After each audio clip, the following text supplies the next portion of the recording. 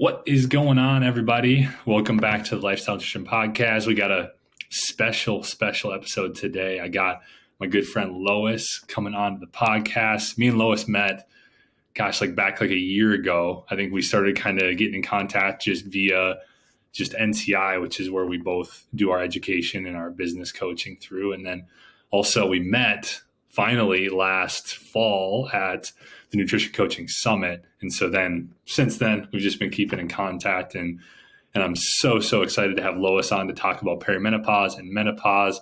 Welcome, Lois. Thanks for joining me. Thanks. I'm so excited. Me too. I was so happy when we were able to finally meet at the coaching summit last year. Me too. That's what you get for a late check-in at a hotel. Yeah, exactly. We were both waiting around in the lobby for 4 or 5 hours, basically. A long time, but a great conversation, right? And now here we are. Exactly. That's what's so fun about those things. And that's why I'm so excited about Coaching Con. We got another conference coming up here in about a month. It's so awesome just to talk with other coaches and just kind of pick each other's brains on different situations. And just, I don't know, I always feel like I'm so energized leaving those things. Yeah. Best connections ever, really.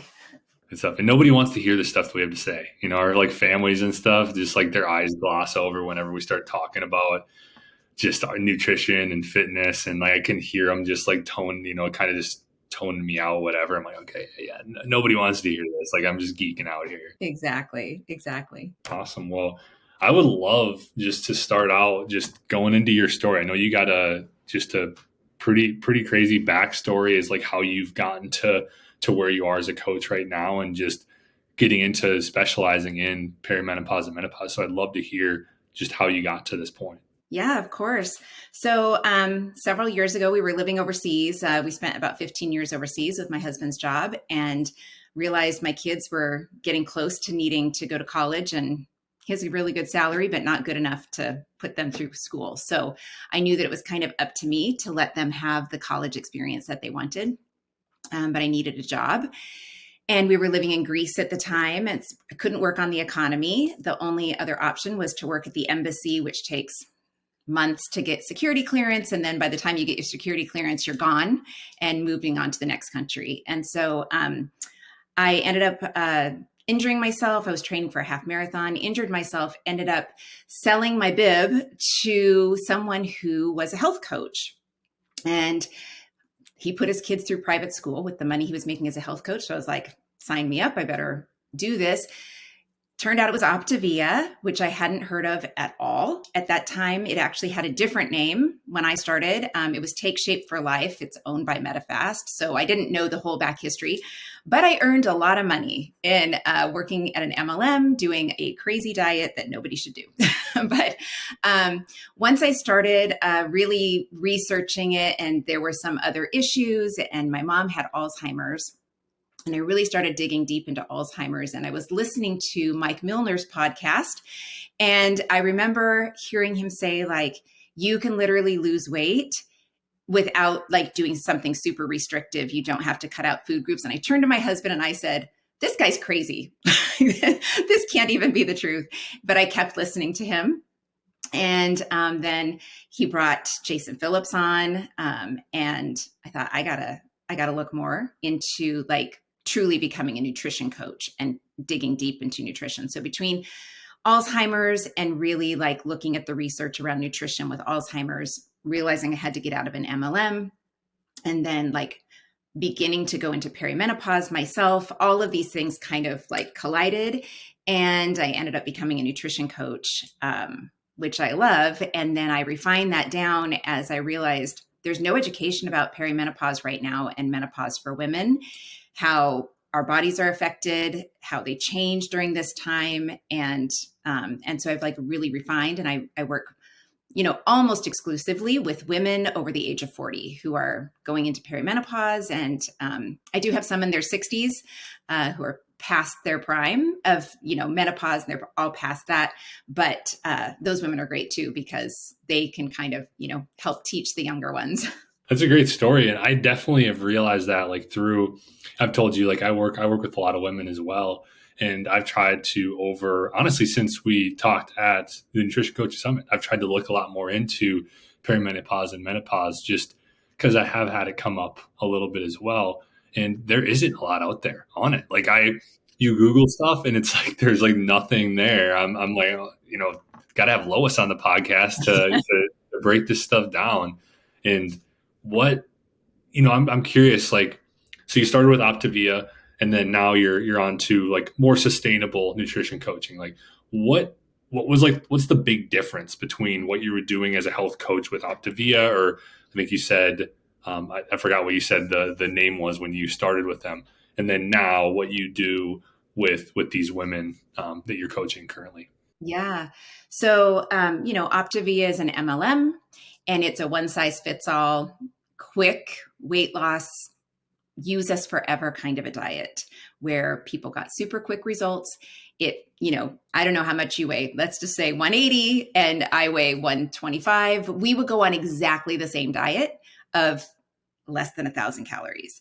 So like when you really put the pieces together, it's not sustainable. It's can't possibly be long-term. And now I work with every woman comes to me with an individual problem, and I create an individual program and am able to help them, because not everybody even comes to me for weight loss. I'm working with a woman right now, and she actually needs to gain some weight and really, really work on her mindset as she's going through perimenopause. And so obviously her program is going to be completely different than someone who, comes to me and says, please help me lose 30 pounds. So it's night and day. It's not even at all the same in terms of how I can really connect with women and help them through this time of their lives. That's so awesome. I'm so glad that you got into this and went away from that. I feel like, a lot of people, I know you said you were making a good amount of money doing that. A lot of people would see the dollar signs and they'd be like, you know what, I'm going to keep doing this. But you're like, I hate that what I'm doing to, like, I hate what's happening to these people that I'm selling this to. And that's what I know we both stand against is these crazy restrictive low calorie diets that really end up just getting everybody so much farther away from their goals. Because like you said, you work with some people that are working on mindset and are working on different goals. And I don't know if everybody understands that like nutrition coaches do work with that. Like that's definitely one thing that I really take a lot of pride in as well.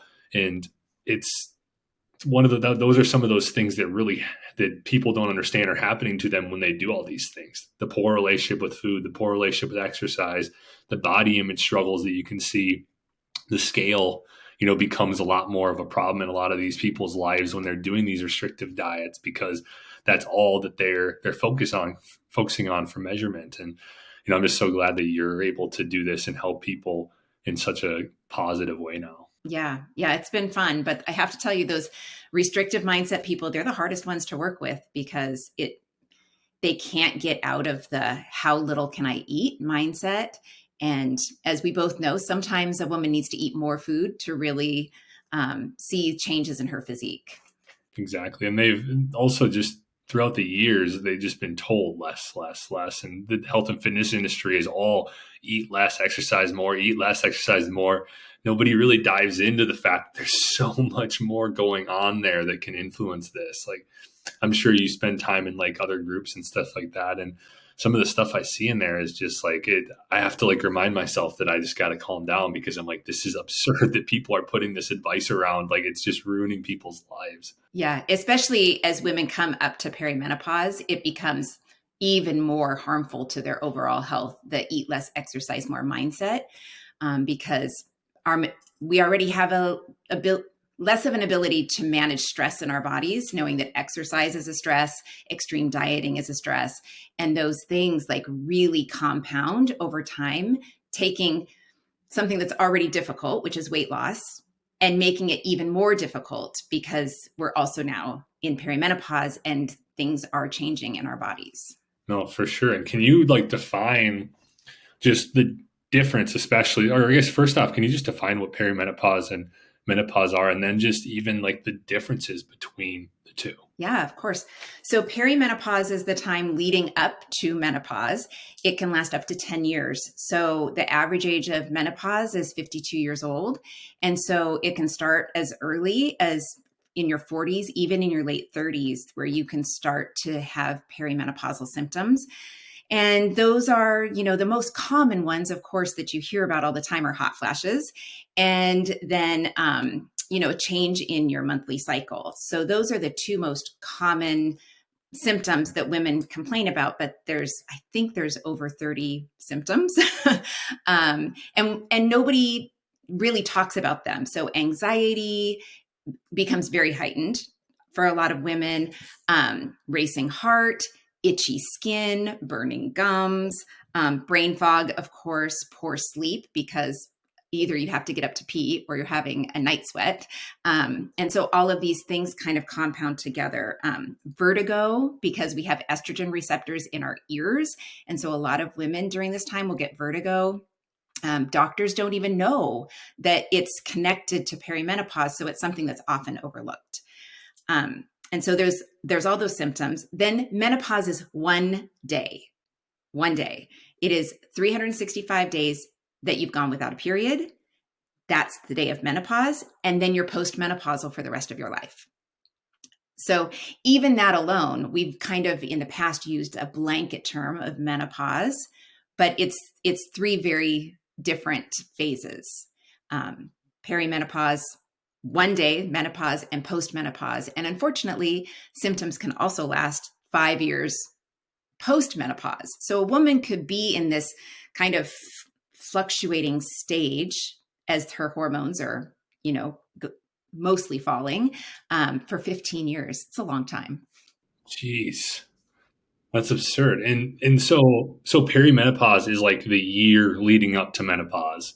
The many years leading up to menopause, as many as 10. So as many as 10. Oh, how do you know then, like, just out of curiosity, like how do they pinpoint that day that is menopause? So that is a woman who is tracking her cycle would have gone 365 days without a cycle. No, that makes sense. That makes sense. Yeah. And then, with all of these symptoms, because you listed off a ton of different symptoms, how can somebody differentiate between, going into perimenopause and just the fact that they have these struggles? Because obviously we both work with plenty of people that have a lot of those struggles you listed that aren't in perimenopause or, aren't struggling with this. So like, how do you differentiate there?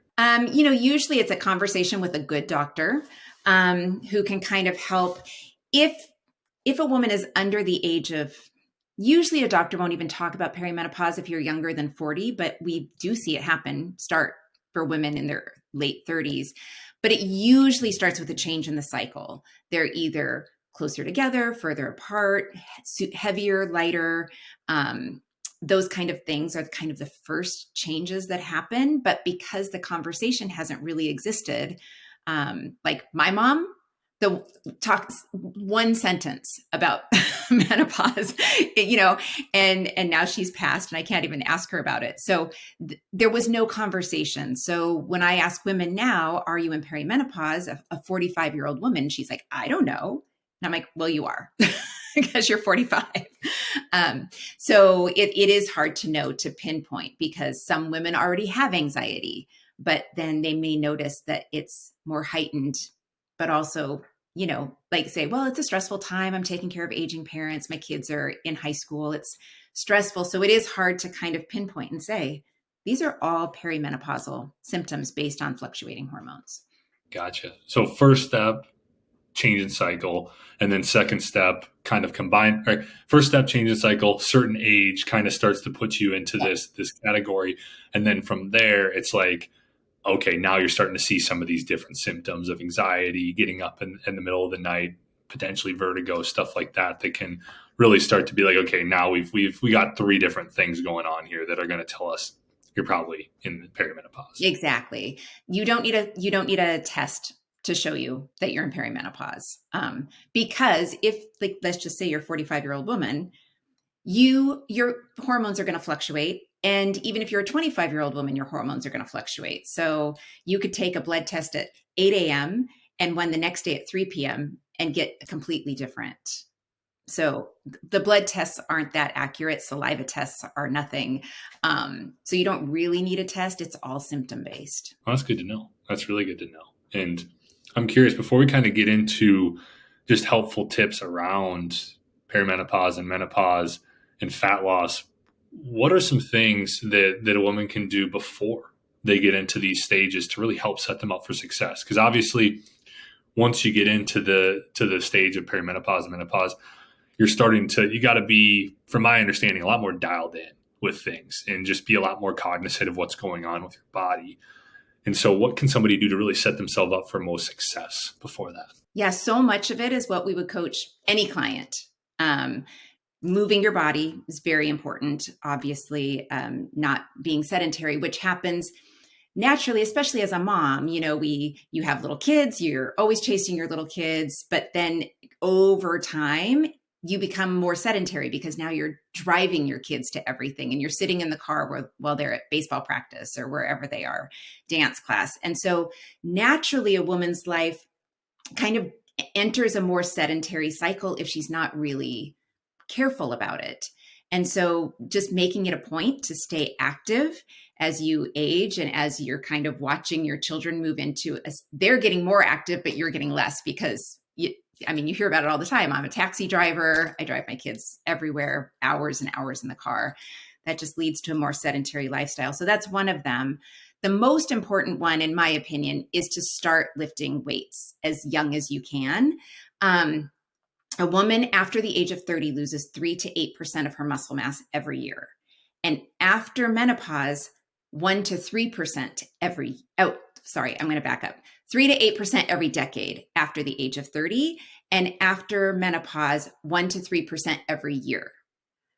And so a woman who is not doing any sort of resistance training, getting stronger, getting her bones stronger, is really going to be at a disadvantage, because the other statistic is 1/4 of women over the age of 65 are going to fall and break a hip.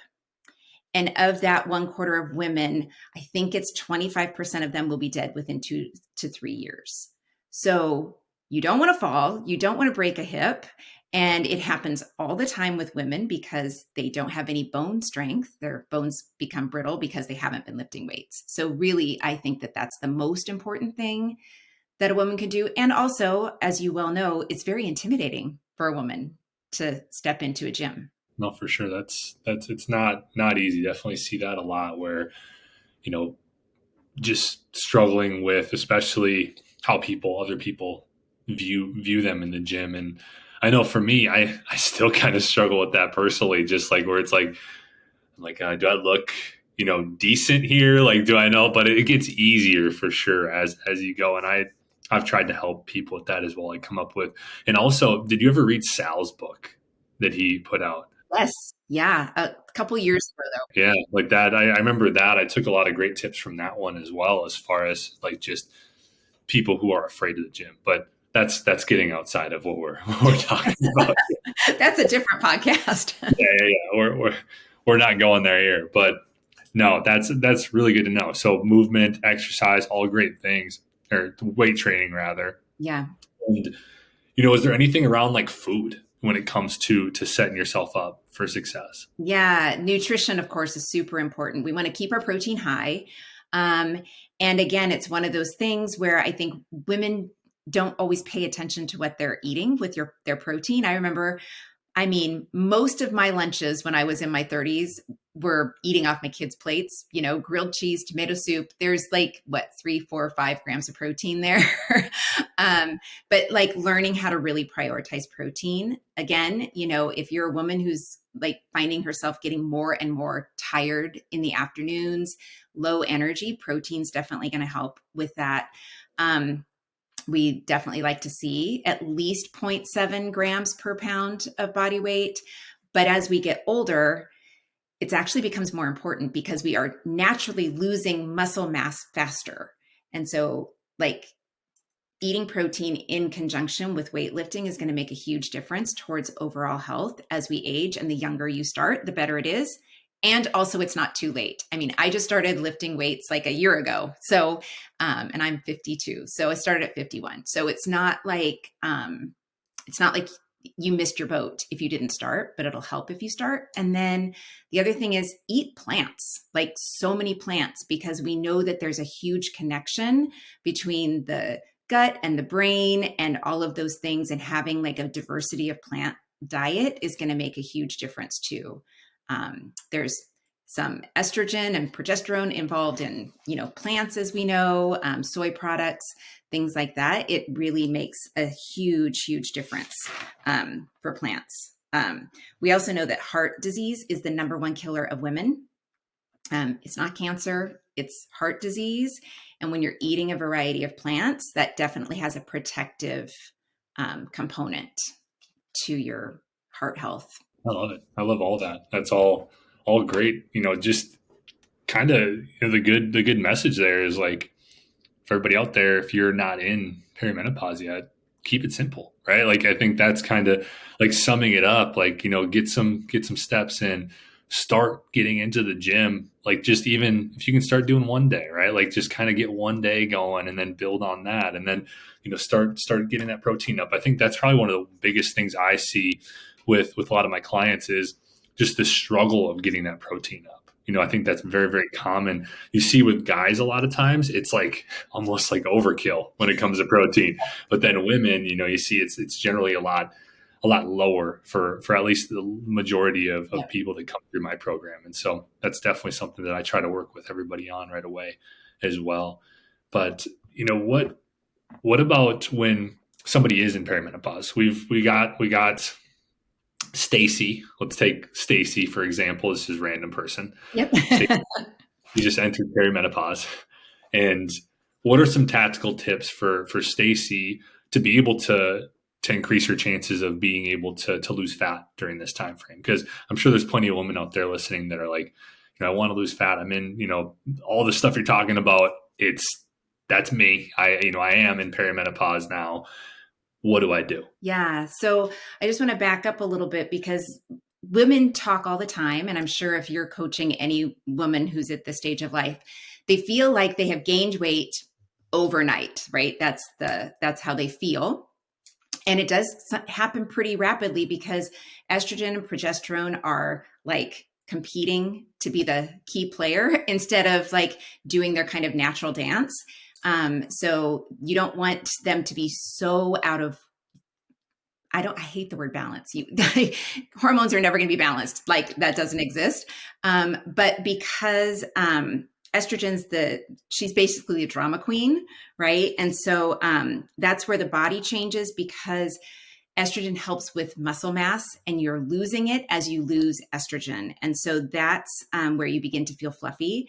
Estrogen receptors, cortisone receptors, they actually are stored in the belly, which is why a woman who maybe has always had a flat stomach suddenly is like, what? Where did this come from? I don't know where this belly came from. That's estrogen.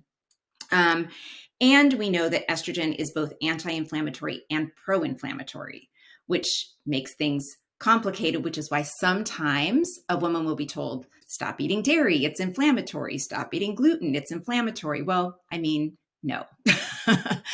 So don't stop eating those things unless they truly upset your stomach. But when they're out of balance, you could have sore muscles, you could have inflammation. Progesterone is anti-inflammatory. So it's just like this huge kind of like dance that we don't have any control over. And so it's important to manage stress, which because those hormones also have an effect on stress, our stress naturally goes up. Our cortisol receptors, that's the fight or flight, goes up. And if you're in fight or flight, your body is not thinking, I'd like to lose some weight now. Your body is hanging on to that fat. So one of the most important things that a woman in perimenopause needs to do is learn how to control stress, her stress response, and doing things that reduce that stress. So if a woman is running 6 or 7 days a week, she needs to cut back on the running, cut back on the cardio, do some weight training, and give herself at least 3 rest days a week to lower that stress response. Dieting is a stress. So if a woman is always dieting, that's a stress on the body. It actually is going to cause more fat to be stored in the visceral fat, even not just the kind of surface fat, but the deep fat that's really harmful, which is then goes back to heart disease. So it's all very, very connected, and really being able to control stress through yoga, taking rest days, walking more than running. Those kinds of things are going to make a huge difference, even outside of the nutrition piece. Stress is higher than ever these days, and so that's great advice there. And I've seen something before. This was a while back. I read that there's different portions or different times in like a woman's cycle during perimenopause where they should be doing like having those like breaks, especially, or like be toning back on things. Is there like anything true to that, or is that just not correct? Well, I mean, I tell women to listen to their bodies. Most women are skipping periods or having just extremely, extremely heavy periods. And as any woman who will tell you, like when they're feeling like PMS or whatever, they start to get really snacky. They start to really want to eat more carbs. And so sometimes when I work with a woman and she knows that that's coming up, we'll kind of change her program a little bit so that she has more calories to work with. So that she doesn't have to white knuckle it when her body is like in that preparing, to, go into her cycle phase. Because otherwise they feel bad because they're, oh my gosh, I was so hungry. I really wanted carbs. Yep, you sure did. You sure did want carbs. And so like, let's figure out how to help you have some carbs and not feel like you're failing because your body is doing what a woman's body does. So, I mean, there's some coaches who really coach very specifically to it, but like listen to your body. Maybe that week leading up to your cycle is a time to not quite train as hard, to take more rest days, and to give your body more carbs. But also you hear it all the time too. Women are afraid of carbs, but carbs are good. Carbs are great energy sources and we need carbs. So a woman who in perimenopause should not be doing keto, should not be doing anything that's cutting carbs out, because carbs are energy. We need them. And it will really like benefit a woman in perimenopause much more than it harms her. Preach on the carbs. I am always talking about carbs, and they're not bad. They're not bad, but I love that. And I mean, the aspect of them as well, like you talked about stress, right? Like that can help with stress too, like help lower the cortisol response and all of that. So it's just so beneficial to make sure you're mixing those in. And, I think that's just, I mean, this is all amazing. I'm going to say I'm learning a lot here, Lois. So I appreciate you popping on, and I'm sure there's plenty of people out there listening that are learning a ton as well. So this is super interesting stuff for me. And so I love just talking with you as well. Just like having a conversation. Obviously we've been meeting, just now starting to meet like bi-weekly, and Lois is my accountability partner for everybody out there. We hold each other accountable to our daily tasks that we need to get done. And so this has been good. And, with, I know you said once somebody gets to menopause, so it can be like 10 years in between perimenopause and that day where a woman's lost her cycle for 365 days. How do things change after that point? Like, is there anything else? Like you talked about, all of these great tips around a woman in perimenopause and what they can do to help lose fat. And I love the point on listening to your body, and how, from what it sounded like to me, like not being afraid to like go back up to maintenance for that period of time, and just like allow yourself to really not be struggling and really like just hating the process throughout there, while your body is just kind of just having your hormones go everywhere on you during that time. Yeah.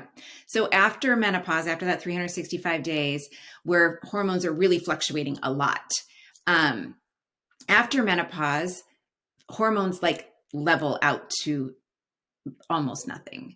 And so those symptoms then kind of decrease. I mean, there's other symptoms, but not generally the crazy moods and anxiety and hot flashes. Those usually settle down because that's all driven by the influx of estrogen and progesterone being, out of whack. And so in menopause, just the post-menopause, the important thing is to really keep up with the strength training. So if I can give you an example, I talked to a client last night, I had a check-in. She's 65 years old. She started going to the gym about 4 years ago. She'd had a double mastectomy, and she couldn't lift her arms past her shoulders. And so she went to the gym just to get her arms over her head. Like, she worked with a trainer. Once she could get her arms over her head, she started lifting weights. Now she trains in a group class with 40-year-old men, and their whole every day they say, "Don't let Kathy beat us. Don't let Kathy beat us." But she carried 2 weeks ago, she carried a 75-pound sandbag for 500 yards. Oh my gosh. I don't think I could. I don't think I Just could. in just 40 in just 4 years. In just 4 years. And then this week she fell in the bathtub, banged Oh, her hip. She said she's got a huge, massive bruise on her hip and she's sore. But I said, "Kathy, oh my gosh, what if you hadn't been lifting weights?" I think she would have broken her hip and then she could have become a statistic. Right. And so I think she is just like the classic example of why even post menopause, even though she started when she was 62, she has extended her life now probably by a decade just because she is in the gym 3 times a week, like doing the work. She loves it. She can do a pull up. She can, I mean, she can do all these things I can't do every week. I'm like, oh my gosh, you're amazing. But, just knowing, like, if you haven't started yet, whether you're 40 or 50 or 65, like, it is not too late to start because you can, like, stop the slow progression of bone and muscle loss. that's an amazing story. First off, that sucks that she fell, but that's just such a positive and just such a vote towards strength training that, like you said, I mean, if she hadn't been doing that, like the basis of how longevity, how much longer we can live when we have more muscle mass is like, the statistics are out of control when it comes to that out there. So it's like, get in the gym, start and I think what holds a lot of women back, like you said, first off is like the intimidation of the gym, but also I think I know this, I used to struggle with this as well, is like the comparison factor of like, it's a lost cause. Like I'm too far behind, or like you look and you see these people on Instagram and doing these things and you think that you should be right up to there, but like everybody's on a different step in the journey, right? Like it's like you got to just start where you're at. Like I know for me, I used to compare myself to these people that were like these bodybuilders and stuff, and like, oh, like I should be like doing this like 7 days a week, doing this crazy stuff, and that never worked for me. I always fell off and had to restart again. And so I think that's kind of what I would say to add on to that is just go slow. Just like you don't have to go up to 5 days a week. You can start with one.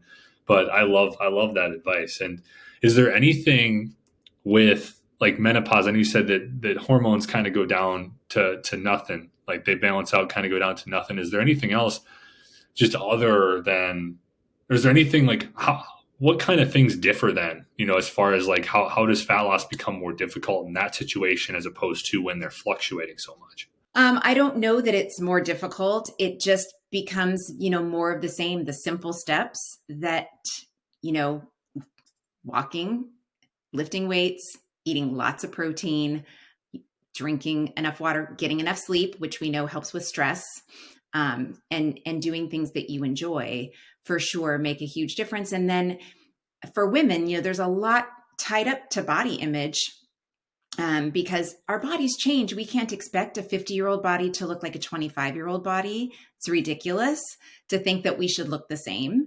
And knowing that the shape of our bodies during perimenopause definitely changes. And so I would say there's a lot of like self-compassion that needs to happen, to be able to say, like, it's okay that my body is not the same shape. It's a little bit bigger. It might be a little bit softer. But the truth is I'm stronger at 52 than I was at 25, but I'm not the same shape. So just having a lot of self-compassion during those years, because nobody wants to be 80 and still thinking about dieting. Nobody wants it. So, finding a nutrition that works for you, finding a way to exercise and move that feels good to you, where you're building some strength, starting wherever you are, even if you're doing push-ups against the wall as the very first thing that you can do, like start there.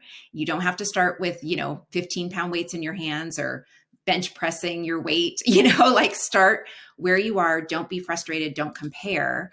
And then just be willing to like, let this be your life instead of always chasing a number, always being frustrated with your body, just really learning how to accept, okay, my body's different.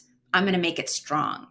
My body's different. I'm going to put really good food in it most of the time. I think it becomes a whole mindset shift instead of always chasing, like, I need to weigh what I did when I was 25 to like, okay, where am I comfortable? Where am I happy? And then how can I get stronger from here? That's one that somebody should rewind there and listen to again. That was really good there. I think that's just amazing advice for really anybody out there to start, just start developing these habits. You don't have to develop all of them all at once, but all those things, like I like to call what you just talked about the basics, Yeah. the sleep, the stress management, the exercise, the movement, the quality foods, all that stuff. Like I like to call it the basics because it's like, everybody kind of thinks it's this complex stuff. It's like, I know I used to Google, like, how can I lose fat as quick as possible? It's like this like whole formula. Like, what's this formula? Like, there's a secret out there. I know there's a secret. There's no secret. It's just like, do the simple things that Lois has been talking about today, and you're going to be in a really good spot. And it's not going to happen in maybe 3 months, 6 months, a year. But if you keep with it, and like you said, like the process, right? Enjoy the process and just know that like each day that you show up for yourself, that you're getting better and that you're getting closer to where you really want to be. Yeah. And don't think you have to change everything at once, right? Like get really good at taking a walk every day. Get super good at it until you are just a person who walks every day. And then the next thing is now I'm a person who eats, 120 grams of protein a day. Get really good at it and then add the next thing instead of thinking you've got to like overhaul your life overnight. Cause I think that's where people drop off. They think they have to change everything, but one habit at a time and get really good at it, build the next one in. Yeah, that's amazing. And like, just honestly, like the month I think I saw this from Jared Hamilton. I think he was like regurgitating somebody that he had been listening to. I know exactly what you're talking about. Habit of the month. And I was like, that's amazing. I try to do that now with my clients. Like, okay, this is the big thing we're focusing on. And then everything else is extra credit. Like if you can get to other things, cool. Like, cause obviously you want to have that big focus. And I've kind of realized this in my life where I'm such a spread myself too thin type of guy. And like recently, as you know, I've narrowed my focus into different areas that I really want to grow in and master. And I've just seen so much more success, so much easier to do it. And that's not to say that I don't do other things on top of that, but it's like, if I don't get those things done, then it wasn't a win.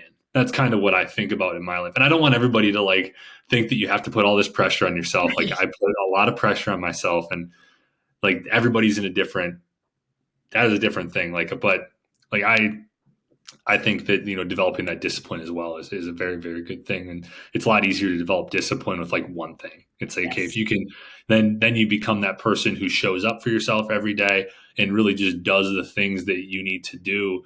And honestly, just keeps the promises to yourself, right? I think there's something to that where it's like, I've talked to many people, and sorry, I'm going on like a rant here, but like my brain goes in like a million different things. And then I'm like, oh, that's a really good point there.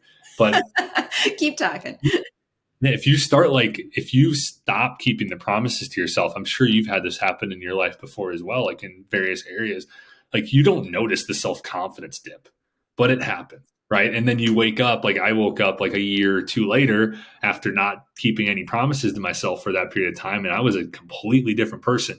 And it wasn't in the good way. It was in the bad way. And like my confidence went from here to here over that time. And it's like, you don't notice it by one day, but I try to remind people, it's like when you do that, like you're going on a slippery slope. You don't feel like it, but you wake up a while down the road and you're a lot farther behind than you thought you were. Exactly. Right. We don't treat anybody else like that. Like now we're accountability partners. We've got, if I see you falling, I'm gonna call you out, but it's then the same, right? But we don't do that to ourselves. We just are like, like, I guess I don't need to do that anymore. But just keep moving in a forward direction. Yeah. Yeah. Just small incremental steps. But this has been awesome, Lois. I appreciate you so much coming on here. Like I said, I have just enjoyed this chat and have learned a lot myself just about perimenopause, menopause. I didn't know it was just one day.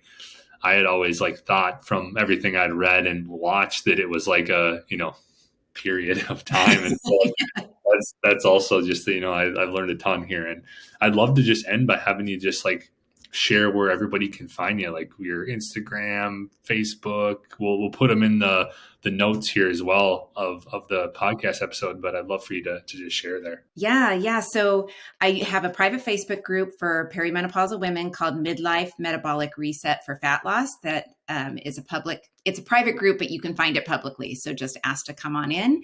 We have tons of free resources in there. Then on Instagram, I'm l.faye, F-A-Y-E, nutrition. It's my mom's middle name. I named my company after her, since that kind of all started with the Alzheimer's research.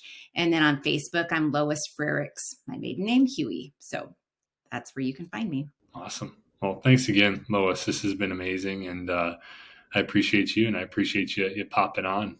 Yeah, it was super fun. Thanks for asking me. Yeah, absolutely. All right. Well, everybody, make sure you share this. Make sure you rate us on Spotify, Apple. Like us, subscribe on YouTube. We appreciate all the support. Thanks again, Lois, and we'll be talking to you soon.